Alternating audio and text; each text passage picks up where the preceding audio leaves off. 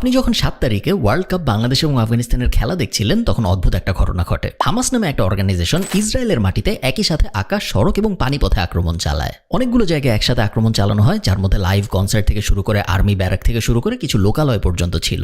মাত্র কয়েক ঘন্টার মধ্যে 700-র বেশি ইসরায়েলি মানুষকে মারা হয় এবং অনেককে কিডন্যাপ করে নিয়ে যাওয়া পর্যন্ত হয়। এই জিনিস খুব একটা নর্মাল ঘটনা না পৃথিবীর বেশিরভাগ দেশের জন্যই, এবং ইসরায়েলের সাথে তো আরো নর্মাল না, কারণ ইসরায়েল বলে ওদের আছে মোসাদ, যেটা পৃথিবীর সবচেয়ে ভয়ঙ্কর ইন্টেলিজেন্স এজেন্সিগুলোর একটা, এবং এছাড়াও ওদের আছে পৃথিবীর সবচেয়ে পাওয়ারফুল আর্মিগুলোর একটা। আমি আমার জন্মের পরের থেকে শুনতেছি ইসরায়েল এবং ফিলিস্তিনের যুদ্ধ, গাজা, জেরুজালেম ইত্যাদি কথাবার্তা আমি কিন্তু একদম সেই ছোটবেলা থেকে শুনছি, এবং আমি জানি আপনারাও সেই ছোটবেলা থেকে শুনছেন। বাট আসলে সমস্যাটা কি, ইতিহাসটা কি, এই যুদ্ধের শুরু হলো কোথায় এবং এই যুদ্ধের উৎপত্তির ব্যাপারটা আসলে কি, ইসরায়েল এবং ফিলিস্তিন সবসময় মারামারি করে কেন, এই ব্যাপারটা আমরা বোঝার চেষ্টা করবো আজকের ভিডিওতে। চলুন শুরু করা যাক।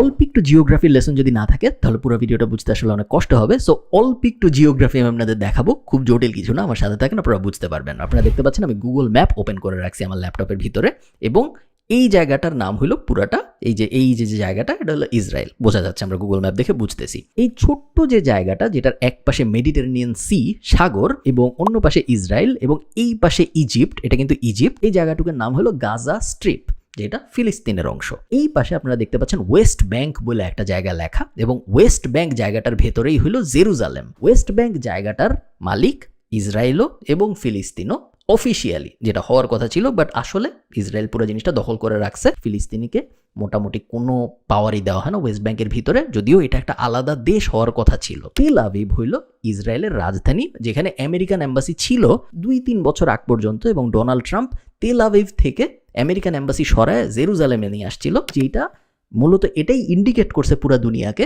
যে জেরুজালেমে যেহেতু আমরা এম্বাসি দিছি, তার মানে জেরুজালেম মনে হয় ইসরায়েলের। কারণ আপনি চিন্তা করেন, আমি যদি আমেরিকা হই এবং আমি যদি বলি আমার বাংলাদেশে এম্বাসিটা আছে মিরপুরে, তাহলে কি মনে হবে মিরপুর বাংলাদেশের ভিতরে?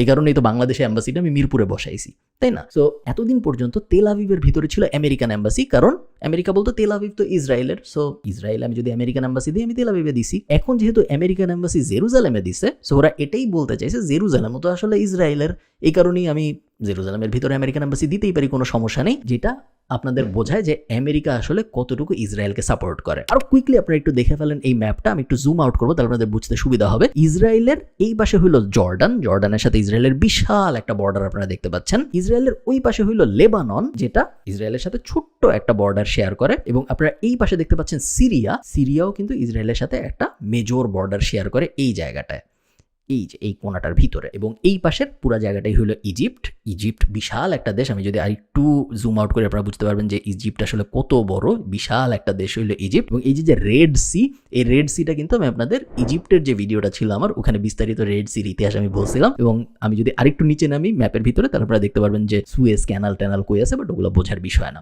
ইসরায়েল জিওগ্রাফিক্যালি কোন জায়গাটায় অবস্থিত, জেরুজালেম কোন জায়গাটায় অবস্থিত, গাজা কি এবং ওয়েস্ট ব্যাংক কি, এই ব্যাপারটা যদি আপনি বোঝেন তাহলে আপনার বাকি ভিডিওটা বুঝতে অনেক বেশি সুবিধা হবে।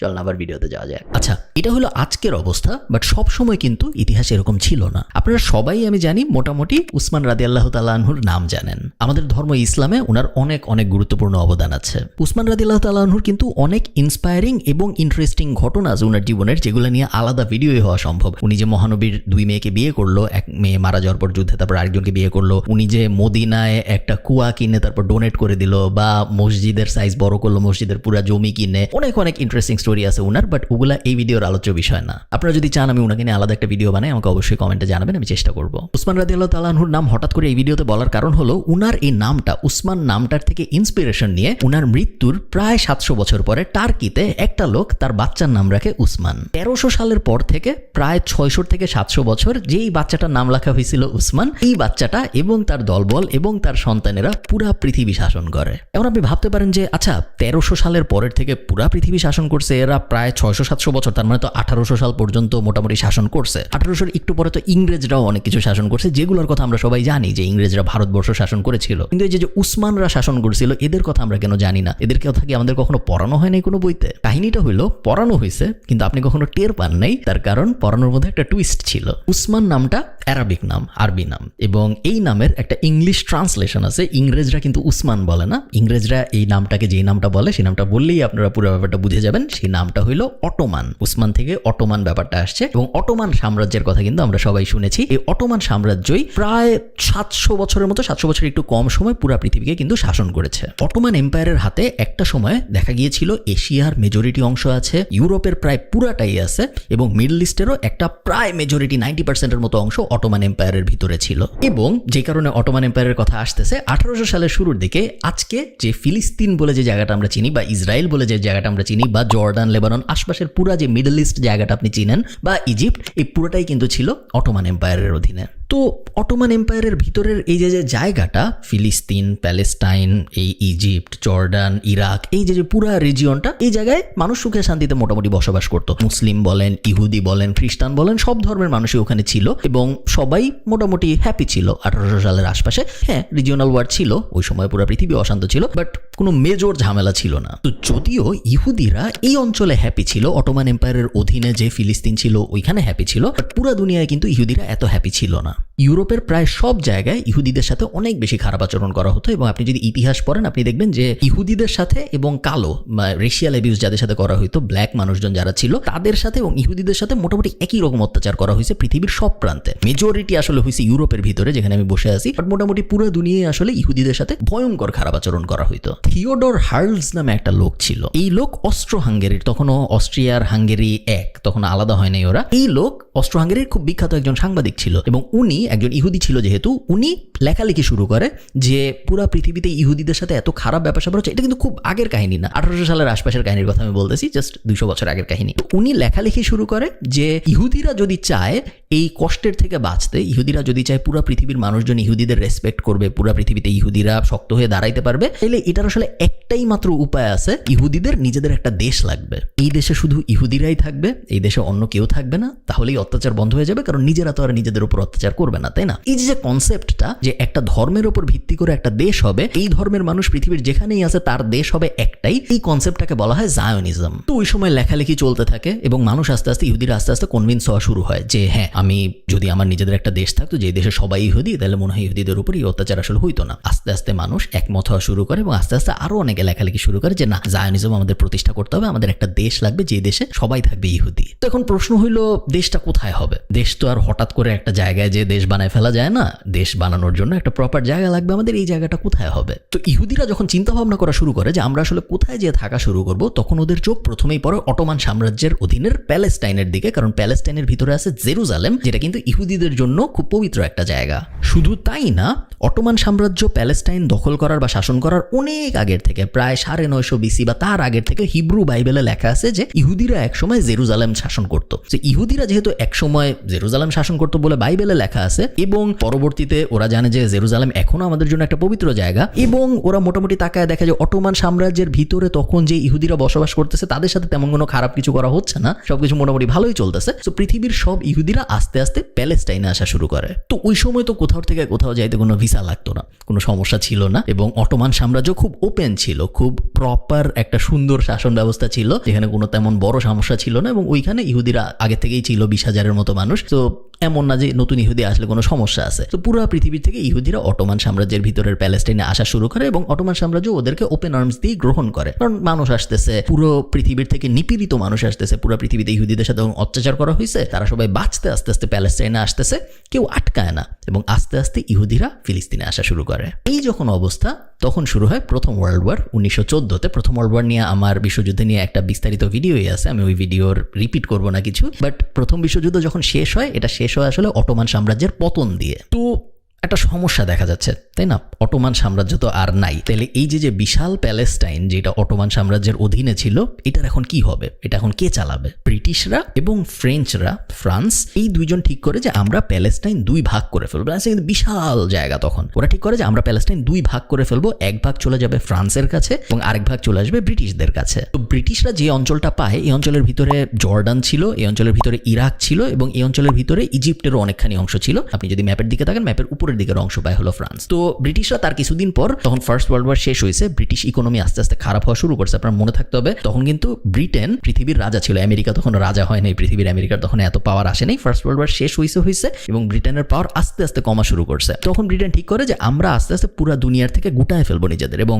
আপনারা জানেন যে তার 30 বছর পরে ব্রিটেন কিন্তু ভারতবর্ষ থেকেও চলে গেছে ইন্ডিয়া ছেড়ে, না হলে আমরা কখনো হয়তো স্বাধীন হইতেই পারতাম না যদি ইন্ডিয়া প্রথমে স্বাধীন না হইতো। তো ওরা ঠিক করে যে আমরা আস্তে আস্তে চলে যাবো। তো ওরা প্রথমে ইরাক ছেড়ে দেয়, তারপর ওরা জর্ডান ছেড়ে দেয়। ইরাক এবং জর্ডান এই দুইটা অঞ্চল স্বাধীন হয়ে যায়, বাট তারপরেও প্যালেস্টাইনের একটা বিশাল অংশ কিন্তু ব্রিটিশরা নিজেদের কাছে রেখে দেয়। তো ব্রিটিশরা যে অঞ্চলটা রেখে দেয়, যে অঞ্চলকে বলা হইতো তখন ব্রিটিশ প্যালেস্টাইন, এই অঞ্চলের ভিতরে তখন আরবরাও আছে, এই অঞ্চলের ভিতরে তখন ইহুদিরাও আছে। ইহুদিরা তখন বলা শুরু করলো যে এই অঞ্চল তো মনে হয় আমাদের, তার কারণ ওই 950 BC-তে ইহুদিরা একসময় পুরা প্যালেস্টাইন শাসন করতো, তো এই অঞ্চল তো আমাদের, এই অঞ্চলের রাইট আমাদের। আরবরা বলা শুরু করলো যে মাত্র কয়েকদিন আগে 950 BC-র কথা, বিফোর ক্রাইস্টের কথা আগে কেন বলতেছো, মাত্র কয়েকদিন আগে বিশ্বযুদ্ধের আগে এই পুরো অঞ্চল ছিল অটোমান সাম্রাজ্যের। তো এই অঞ্চল আসলে আমাদের, আর তোমরা মাত্র আসছো, আমরা এখানে হাজার খানেক বছর ধরে আসি, তো এই অঞ্চল মনে হয় আমাদের। তো এই দুই দল এই অঞ্চল নিয়ে তো ওই সময় আস্তে আস্তে মারামারি শুরু করে, বাট আজকের স্কেলে মারামারি তখনও শুরু হয় নাই। এই যে মারামারি চলতেছে দুইটা জাতের মধ্যে, এই মারামারিটা চলতে চলতেই হিটলার পাওয়ারে চলে আসে জার্মানিতে। এবং হিটলার আসার পরে কি হয়েছে ইহুদিদের সাথে আপনারা সবাই জানেন, নাজি বাহিনী কি করেছে। পুরা পৃথিবীর ইহুদিরা তখন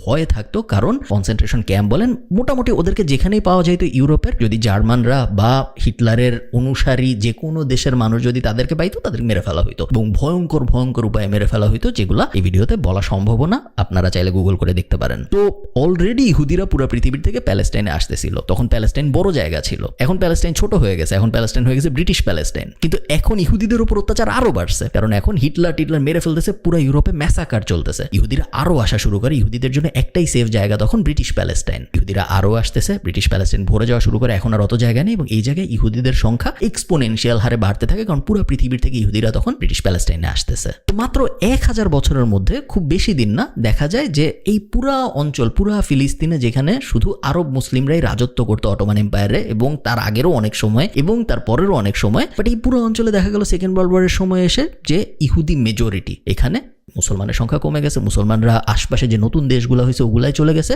এবং এই অঞ্চলে যে আরব মুসলমানরা আছে তারা আস্তে আস্তে মাইনরিটি হিসেবে ফিল করা শুরু করলো, কারণ ইহুদি দিয়ে ভরে যাচ্ছে জায়গাটা। তো আপনার বুঝতে হবে, আপনি ইহুদিদের উপরেও দোষ দিতে পারেন না, কারণ তারা নিপীড়িত হয়ে আসতেছে, তারা শখে আসতেছে না অনেকে, তারা পুরো ইউরোপের যে বাজে অবস্থা ওটা থেকে বাঁচার জন্যই আসলে একটা মাত্র সেফ জায়গা আছে, এইখানে আসতেছে। তো এই জায়গায় আরো সিরিয়াস ওয়ার হওয়া শুরু হয় আরবদের মধ্যে এবং ইহুদিদের মধ্যে, এবং ব্রিটেন পড়ে যায় বিপদের মধ্যে। আপনি চিন্তা করেন, ব্রিটেন ততদিনে ফার্স্ট ওয়ার্ল্ড ওয়ার শেষ, সেকেন্ড ওয়ার্ল্ড ওয়ার শেষ, ব্রিটেন নিজেদের নিয়ে বিজি। ব্রিটেনের ওই যে গোল্ড ইকোনমি আস্তে আস্তে খারাপ করতেছে, গোল্ড থেকে বের হয়ে আসতেছে, পেট্রো ডলারের ব্যাপারটা আস্তে আস্তে আসতেছে। ব্রিটেনের মানুষজন বলা শুরু করে যে ভাই আমার দেশ বিপদে, এই যে ব্রিটিশ কিংডম যেটা ইউনাইটেড কিংডম, এইটা হইলো বিপদের মধ্যে আছে, তুমি কিসের মিডল ইস্টে যায় একটা জায়গায় প্যালেস্টাইন ব্রিটেন বানায় রাখছো, ওখানে দুই দল মারামারি করতেছে, তোমার কি? সো ব্রিটিশরা বলা শুরু করে নিজেদের সরকারকে যে ভাই ওগুলা ছেড়ে ছুড়ে চলে আসো, ওগুলার মধ্যে থাইকো না। ব্রিটিশরা ঠিক তাই করে। ব্রিটিশরা ওই যে ব্রিটিশ প্যালেস্টাইন ছিল ওই পুরো জিনিসটা জাতিসংঘকে দিয়ে দেয়। জাতিসংঘ তখন নতুন নতুন হয়েছে এবং জাতিসংঘকে দিয়ে ওরা বলে যে ভাই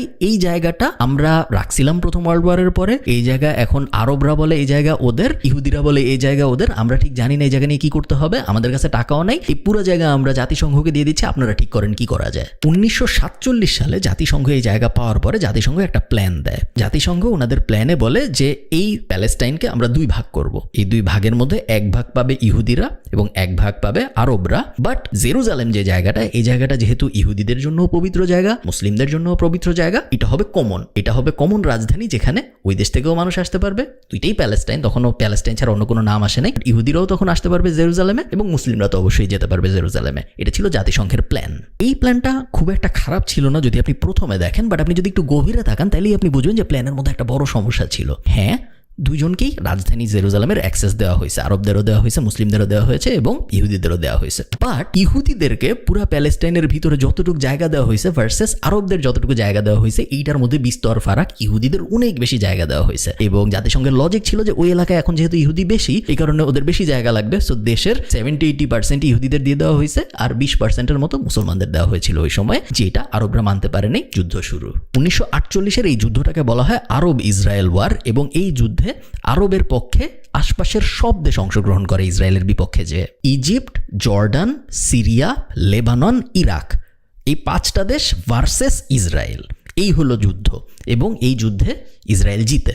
1 বছর এই যুদ্ধ চলে এবং তারপরে দেখা যায় যে পুরা প্যালেস্টাইনের মেজরিটি আসলে ইসরায়েলের কাছে চলে গেছে। ইসরায়েল প্রতিষ্ঠিত হয় একটা দেশ হিসেবে ওই সময় যে, এবং ইসরায়েল প্রাউডলি বলে যে আমরা যেহেতু এখন যুদ্ধ করে এই দেশ দখল করে ফেলছি, এখন তো আর আমরা এটা ছাড়বো না, এটা আজকের থেকে ইসরায়েল। প্যালেস্টাইন আমরা বুঝি না এখন আর, ইসরায়েল এটা আমরা জায়োনিজম প্রতিষ্ঠা করে ফেলেছি, আমরা ইহুদিদের জন্য একটা রাষ্ট্র বানায় ফেললাম। 1 বছর পরে এই যুদ্ধ যখন শেষ হয় এবং এই যে ইসরায়েল ঘোষণা দিয়ে ফেললো যে আমরা দখল করে ফেলছি এই পুরো জিনিসটা, এই যুদ্ধ শেষ হওয়ার পরে দেখা যায় যে জর্ডান এক কোনায় অল্প একটু জায়গা দখল করছে এবং ইজিপ্ট আর এক কোনায় অল্প একটু।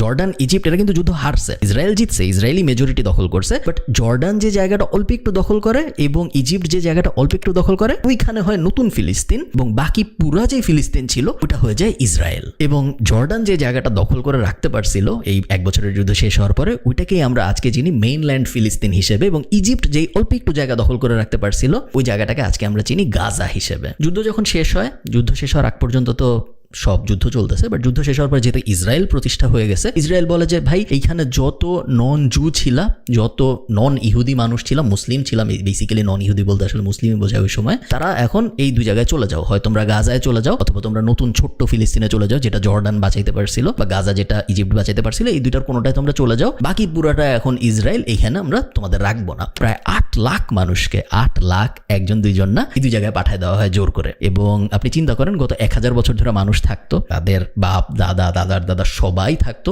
পুরা দেশ ছিল তাদের। জাস্ট 1 বছরের মধ্যে একটা যুদ্ধের পরে এদের বলে দেওয়া হয় যে এই সব জায়গা ছেড়ে তোমাদের চলে যাইতে হবে, এটা এখন আরেক দেশ, এটা এখন আর তোমাদের ফিলিস্তিন নেই, ফিলিস্তিন ওই 2 পাশের ছোট্ট 2টা জায়গা, বাকি যে পুরাটা এটা আসলে এখন ইসরায়েল। এই যে পুরো ব্যাপারটা, যে জিনিসটা হলো, এটাকে বলা হয় আল নাকবা, এবং ইংরেজিতে এটাকে বলা হয় ক্যাটাস্ট্রফি, এবং আল নাকবা বলে আপনি গুগল করলে এটার ব্যাপারে আপনি পুরা বিস্তারিত জানতে পারবেন। তো এরপর কিছুদিন সব নর্মাল, যেরকম নর্মাল আসলে থাকা সম্ভব যুদ্ধের পরে ওরকম নর্মাল। নতুন ইসরায়েল তেমন কিছু বলে না, নতুন ফিলিস্তিনও আসলে তেমন কিছু বলে না, কারণ দুইজনের কারো পক্ষেই আসলে বুঝে উঠতে পারতেছিল যে এখন নেক্সট মুভ আসলে কি হবে। ফিলিস্তিনিরা একটু ভয়ঙ্করভাবে স্যাড যে আমাদের পুরো একটা সুন্দর সাজানো বাগান ছিল, পুরোটা ধ্বংস হয়ে গেছে। ইসরায়েলিরা অনেক বেশি হ্যাপি, কারণ যুদ্ধের পরে ওদের আসলে জাতিসংঘ ওদের যা দিত তার থেকেও বেশি পাইছে ওরা যুদ্ধ করে, তো ওরা খুবই হ্যাপি এখন। ওরা দুজনই আসলে নিজেদের দেশ গোছানো নিয়ে কিছুদিন বিজি থাকে। এই বিজি থাকার কিছুদিন পরেই 1967 সালে এসে জাস্ট 20 বছরের আশপাশে একটু নর্মাল থাকে সবকিছু, আবার যুদ্ধ শুরু, এবং এক্স্যাক্ট সেম টাইপ যুদ্ধ। সব আরব দেশগুলো এক হয়ে যায়, আবার ওই 5টা মেজর আরব দেশ এবং ইসরায়েলের বিরুদ্ধে যুদ্ধ ঘোষণা করে। 5টা মেজর দেশ যুদ্ধে, যাদের সাথে বর্ডার আছে, ইরাক, জর্ডান, লেবানন, সিরিয়া টিরিয়া, যাদের সাথে বর্ডার আছে তারা তো সরাসরি ইসরায়েলের বিপক্ষে যুদ্ধে নামে। যাদের সাথে বর্ডার নাই, ধরেন কাতার টাতার, এই সব দেশও এই মুসলিম দেশগুলোকে সাপোর্ট দেয়। সো সব দেশ এগেনস্ট ইসরায়েল ওই সময় যুদ্ধ করে। বাট ততদিনে 20 বছর যেহেতু হয়ে গেছে ইসরায়েলের, ততদিনে ইসরায়েলেরও অনেক অ্যালাই হয়ে গেছে। আমেরিকা, ইউরোপে ইসরায়েল অনেক বন্ধু বানায় ফেলছে, এবং এই যুদ্ধেও ইসরায়েল জিতে। এবং এই যুদ্ধে ইসরায়েল এমনভাবে জিতে যে ওরা শুধু যে নিজেদের ইসরায়েল দখল করে তা না, ওরা উপরে যে জর্ডান অনেকখানি দখল করে ফেলে, নিচে এসে ইজিপ্ট অনেকখানি দখল করে ফেলে, এবং এই 2 দখল করা জায়গা ওরা পরে ছেড়ে দেয়, পিস ট্রিটি সাইন করে। মেইনলি সোজা বাংলা যদি আমরা বলি, ওরা ইজিপ্টের যে অংশ দখল করছিল ওরা ওটা ইজিপ্টকে ফেরত দিয়ে দেয়, বলে তোমরা আর কোনোদিন আমাদের অ্যাটাক করবে না, তাহলে ফেরত দিব। সেম জর্ডানের সাথে এটা হয়, এবং বাকি সবাই মোটামুটি হার মেনে যায়, এবং সবাই এটাই ধরে নেয় যে ইসরায়েলকে মনে হয় আর হারানো সম্ভব হবে না। এবং এই যুদ্ধের পরেই 1967 যুদ্ধের পরেই মূলত ওইদিকে যে গাজা ছিল ওটাও ইসরায়েল দখল করে ফেলে পুরাটা, যেটা ফিলিস্তিন মেইনলি। তারপরে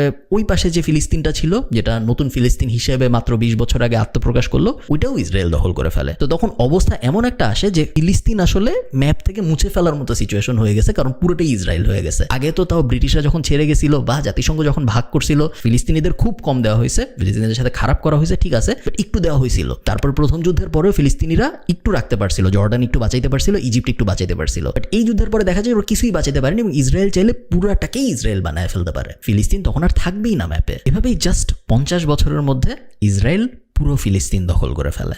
ইসরায়েল দখল করে ফেলা মানে এই না যে পুরা যুদ্ধ শেষ, তারপরেও সুইসাইড বম্বিং হচ্ছিল গাজার থেকে মানুষ। ফিলিস্তিন বলে হয়তো অত স্ট্রং কোনো জায়গা নেই, বাট ফিলিস্তিনি মানুষ তো ছিল, তারা বিভিন্নভাবে চেষ্টা করছিল অ্যাটাক করার, বাট কোনোটাই এমন মেজর কোনো অ্যাটাক ছিল না যেটা দেখে মনে হচ্ছিল যে না ইসরায়েল অনেক বড় বিপদে থাকবে। ততদিনে ইসরায়েল লবিং করে এই করে সেই করে খুব পাওয়ারফুল একটা দেশ হয়ে যাচ্ছে অলরেডি, এবং বড় বড় অ্যালাই বানায় ফেলছে ওরা ততদিনে। সো সবাই এটাই ধরে নিচ্ছিল যে ইসরায়েল মনে হয় জিতে গেছে পুরো ব্যাপার, বাট কখনোই ইসরায়েল পুরোপুরি জিততে দিতে পারে নাই, তার কারণ ফিলিস্তিনিরা কখনোই একদম হাল ছেড়ে দেয় নাই। বিভিন্ন সময় বিভিন্ন সুইসাইড বম্বিং হইতো, বিভিন্ন সময় ইসরায়েলের ওপর বিভিন্ন দিক থেকে অতর্কিত অ্যাটাক হতো এবং ইসরায়েলের জন্য পুরো ব্যাপারটা একটা নুইসেন্স টাইপ হয়ে গিয়েছিল। এবং এই রকম সময়ে অসলো অ্যাকর্ড বলে একটা জিনিস হয় আমেরিকান হস্তক্ষেপে, যেই অসলো অ্যাকর্ডের মূল বক্তব্য এটাই ছিল যে এখন থেকে ইসরায়েল আর ফিলিস্তিন একজন আরেকজনকে আর গুলি করবে না, দুজনের মধ্যে এখন থেকে আর কোনো অস্ত্র দিয়ে যুদ্ধ হবে না।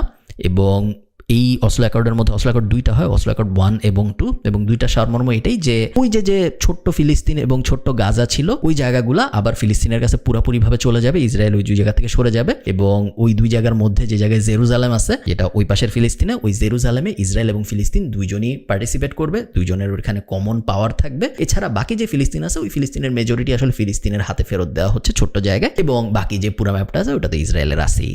ইসরায়েল রাজ করা শুরু করে এবং ইসরায়েলের এই রাজ করার মানে এটা না যে পুরোপুরিভাবে যুদ্ধ থেমে গেছে, সুইসাইড বম্বিং চলতে থাকে। ফিলিস্তিনিরা নিজেদের দেশ ফেরত পাওয়ার জন্য যা যা তাদের পক্ষে করা সম্ভব সবকিছুই করার চেষ্টা করে। খুব বেশি সাপোর্ট ওরা ইন্টারন্যাশনালি পায় এরকম না, কারণ ততদিনে ইসরায়েল লবিং টবিং করে মেজর পাওয়ার সেগুলা সবই নিজেদের বানায় ফেলছে। আমেরিকা, ইউরোপ, সেই ইউরোপ যে ইউরোপ মাত্র কয়েকদিন আগে ইহুদিদের সাথে ভয়ঙ্কর বাজে আচরণ করতেছিল, হিটলাররা সবাই ইহুদিদের সাপোর্টার হয়ে যায়, সবাই ইসরায়েলের সাপোর্টার হয়ে যায় এবং ফিলিস্তিনের সাপোর্টার মোটামুটিভাবে কেউই নাই ওই সময়, এরকম ধরা হয়। এবং ঠিক তার কিছুদিন পরে 1987 সালের দিকে যদি আমি ভুল না করি অসলো অ্যাকর্ড বলে একটা জিনিস হয়, এটা একটা শান্তি চুক্তি এবং এটা আমেরিকার মধ্যস্থতায় হয়। এবং মূলত শান্তি চুক্তির সারমর্ম এটাই যে জেরুজালেমে ইসরায়েল এবং নতুন ফিলিস্তিনের সবারই অ্যাক্সেস থাকবে, কারণ জেরুজালেম দুজনের জন্যই পবিত্র জায়গা, এবং বাকি যে গাজা টাজা আছে এইগুলা ফিলিস্তিনিদের হাতে ফেরত দিয়ে দেওয়া হবে। আপনারা যা ইচ্ছা করেন এটা নিয়ে, ইসরায়েল এগুলো আর হস্তক্ষেপ করবে না। ইসরায়েল তাদের যে বিশাল দেশটা এখন আছে ওই দেশটা নিয়ে থাকবে। অ্যাকচুয়ালি আসলে তা হয় না,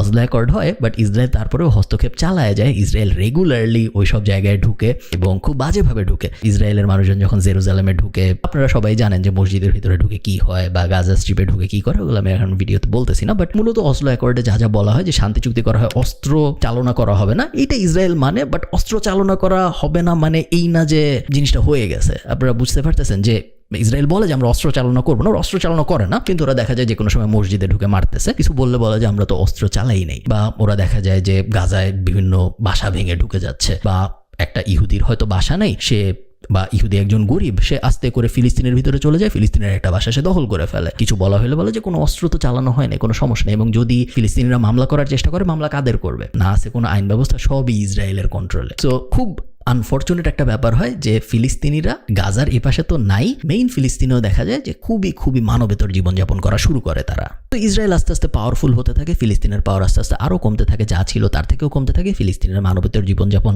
আরও নিচের দিকে যেতে থাকে এবং ইসরায়েল আরও উপরের দিকে যেতে থাকে। ইসরায়েল যত উপরের দিকে যায় তত জায়নিজমের ফলোয়ার যারা ছিল তারা আরও ইসরায়েলে আসা শুরু করে। পৃথিবীর দাবত জায়গায় যত ইহুদি মানুষজন ছিল যারা তখনও ইসরায়েলে আসে নাই, তারা এখন আসা শুরু করে, কারণ এখন তো ইসরায়েল বিশাল, এখন ইসরায়েলের আর কোনো সমস্যা নাই, যুদ্ধ সব শেষ, অসলো অ্যাকর্ড হয়ে গেছে, কোনো সমস্যা নেই কোথাও। পুরো পৃথিবী থেকে মানুষজন ইহুদিরা আসা শুরু করে ইসরায়েলে, এবং একটা ছোট্ট গ্রুপ তারা এটা মেনে নিতে পারে না। যাই হোক, আমরা কখনোই এটা স্বীকার করবো না, আমরা কখনোই এটা মানবো না যে ইসরায়েল নামে একটা দেশ আছে, কারণ পুরোটা ফিলিস্তিন ছিল গত 1000 বছর। অন্য আরেকজন জোর করে এসে দখল করে কিছু আইন বানায় নিজেদের দেশ বানায় ফেলছে, মানে এই না যে এটা ওদের দেশ হয়ে গেছে, এটা আমাদের দেশ ছিল, এটা আমাদের দেশই থাকবে। এবং এই যে ছোট্ট গ্রুপটা, এই গ্রুপটার নাম হলো হামাস, যারা গাজা দখল করে ফেলে তার কিছুদিন পর, এবং গাজা দখল করে গাজা শাসন করা শুরু করে হামাস নামে এই অর্গানাইজেশন।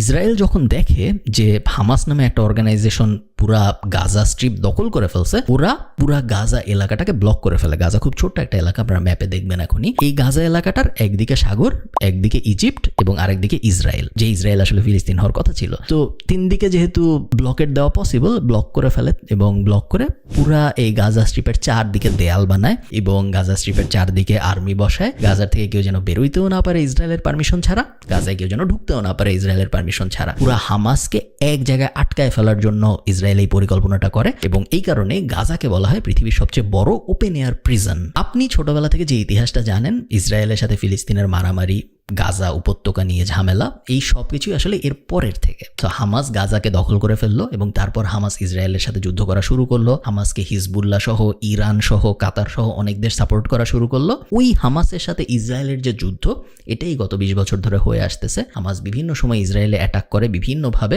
এটা রিসেন্ট অ্যাটাক আমরা দেখলাম গত সপ্তাহে। ইসরায়েলও অনেক সময় প্রভোক করে, ইসরায়েল অনেক সময় জেরুজালেমে ঢুকে যায়। গাজার সাথে তো ইসরায়েল ভয়ঙ্কর রকম বাজে আচরণ করে। গাজা খুব ছোট্ট একটা জায়গা, আপনারা যদি ম্যাপে দেখেন, এই জায়গার কারেন্ট থাকবে নাকি থাকবে না ইসরায়েল ঠিক করে, পানি যাবে নাকি যাবে না ইসরায়েল ঠিক করে, খাবার কি কি ঢুকবে সব খাবার ঢুকতে দেয় না। গাজায় কিন্তু 2 মিলিয়ন মানুষ বসবাস করে, 20 লাখের মতো মানুষ, তার মধ্যে হাফ শিশু, 50% শিশু। গাজার মানুষ কোথাও যাইতে পারে না, গাজার মানুষের কোনো রাইটস নাই, গাজার মানুষকে যে কোনো কদম নেওয়ার জন্য ইসরায়েলের পারমিশন নিতে হয়, যেটা আরেকটা দেশ, কারণ গাজার মানুষ তো ফিলিস্তিনি, ইসরায়েল আরেকটা দেশ, আরেকটা দেশের পারমিশন নিতে হয় যে কোনো কিছু করার জন্য। এবং এত কিছুর পরেও এরা জানে না যে কখন আকাশ থেকে ইসরায়েলি বোম পড়বে, এবং অনেক সময় কোনো কারণ ছাড়াই বোম পড়ে, কারণ ইসরায়েল সবসময় বলে যে আমরা হামাস নিধনে কাজ করতেছি, এবং এই হামাস নিধনের অজুহাতটা দিয়ে সিভিলিয়ানদের উপরে বোম ফেলা হয়, বাচ্চাদের উপর বোম ফেলা হয়, কোনো হিসাব নিকাশ নাই কি কি করা হয়, যেগুলো আপনারা সব জানেন। এবং এভাবেই চলতেছে গত 20 বছর ধরে হামাস এবং ইসরায়েলের মারামারি, কোনো থামার নাম নিশানা নাই। রেগুলারলি এই মারামারি কিছুদিনের জন্য পজ হয় এবং আবার শুরু হয়। অনেক সময় ইসরায়েল নিজেই এই জিনিস শুরু করে, যখন ইসরায়েলের ইলেকশন আসে বা যখন ইসরায়েলের সরকারের একটু খারাপ অবস্থা চলে, তখন সরকার নিজেই গাজায় কিছু এক্সট্রা বোম টোম ফেলে, কিছু বাচ্চা টাচ্চা মেরে, কিছু মানুষজন মেরে ইসরায়েলকে দেখায় যে দেখো আমরা কত পাওয়ারফুল, ন্যাশনালিস্ট মুভমেন্ট যেটা বলে, আমাদের সরকার আমাদের দেশ কত শক্ত। এগুলো সবই ইসরায়েল বোঝায় হলো নিরীহ মানুষকে গাজায় মেরে মেরে। এবং মাঝে মধ্যে হামাস চেষ্টা করে রিটালিয়েট করতে, মাঝে মধ্যে হামাস চেষ্টা করে পাল্টা অ্যাটাক করতে, যেগুলোর বেশিরভাগই আসলে দেখা যায় যে ইসরায়েল তারপরে আবার যখন পাল্টা অ্যাটাক করে প্রতিশোধ নেওয়ার জন্য, ক্ষতিটা মূলত আসলে ফিলিস্তিনিদের হয়, এবং ক্ষতিটা এমন ফিলিস্তিনিদের হয় যাদের আসলে কোনো দোষ নাই, যাদের পুরা ফিলিস্তিনটাই তাদের হওয়ার কথা ছিল, যেটা হয় নাই। শুধু যে তা হয় নাই তা না, যারা দখল করছে ওইটা, তারা তাদেরকে রেগুলারলি নিগ্রহ করে যাচ্ছে, তারা তাদেরকে রেগুলারলি মানবেতর জীবনযাপনে বাধ্য করে যাচ্ছে। এই জিনিস কবে শেষ হবে কেউ জানে না। এটাই সবাই জানে ইসরায়েল এবং ফিলিস্তিনের মারামারি কেন, বাট কেউ পুরো ইতিহাসটা জানে বলে আমার মনে হয় না, যে কারণে আমি চেষ্টা করলাম এই ভিডিওতে আপনাদের সাথে শেয়ার করতে। আমি যে সব কিছু খুব বেশি জানি এরকমও না, সো কোনো ভুল হয়ে থাকলে আমাকে কমেন্টে জানাবেন, কোনো প্রশ্ন থাকলেও আমাকে কমেন্টে জানাবেন। আমি অনেক কিছু কভার করতে পারিনি, সেগুলো আমি কভার করার চেষ্টা করবো আপনাদের প্রশ্নের উত্তর দিয়ে। ভালো লাগলে ভিডিওটা শেয়ার করতে পারেন। ভালো থাকবেন, টাটা।